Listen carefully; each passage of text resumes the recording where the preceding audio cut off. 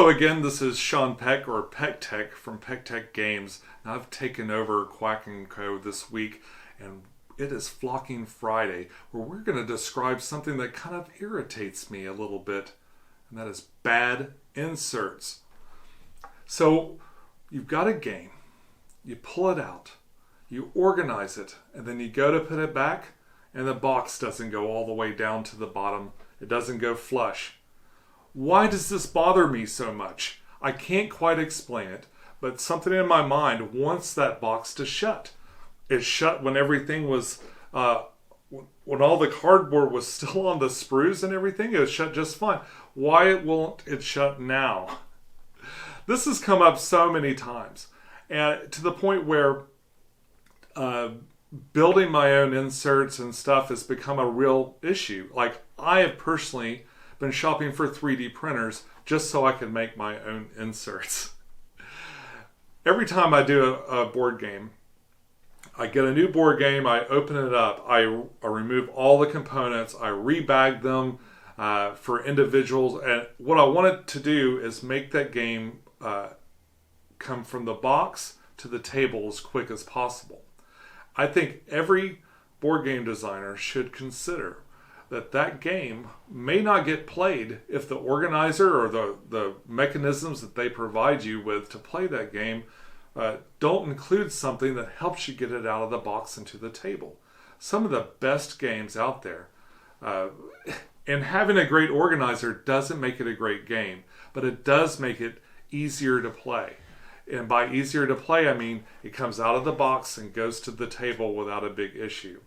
Now, there are some companies that have made these things that really don't seem to care at all. It's like they're stuck in the 70s. You may at best get some cardboard dividers or something like that, and then you're left with a sea of baggies. The most recent thing, a company that I've been watching very closely, is Gametrayz, and they have gone in with vacuum form machines and really changed.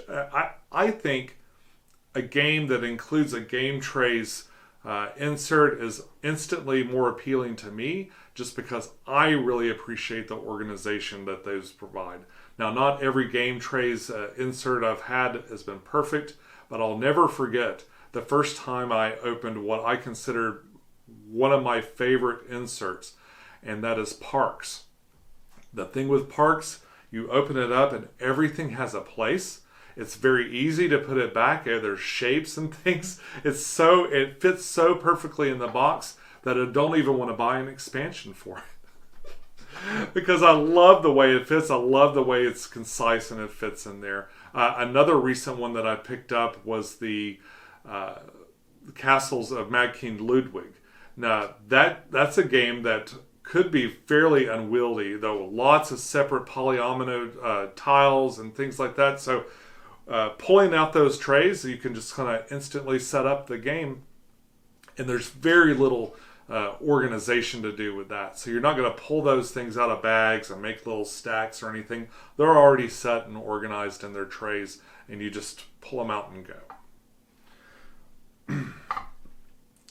So many times it seems like this is such an afterthought for folks, and there's a whole side market on Etsy for people with 3D printers that can make these things. That does tend to get very, very expensive. Sometimes you can add a lot of theme. I recently splurged and bought an insert for the Lost Ruins of Arnak, for example.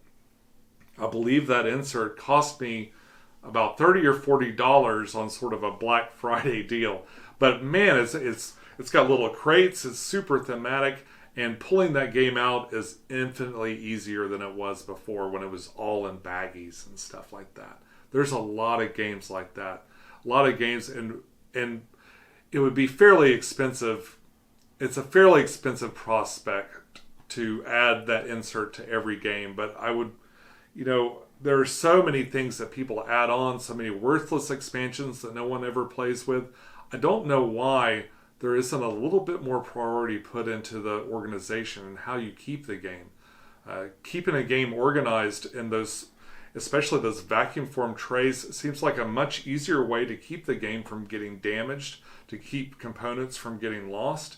and to keep, and again, just make it easier to get out onto the table. That's something that really aggravates me.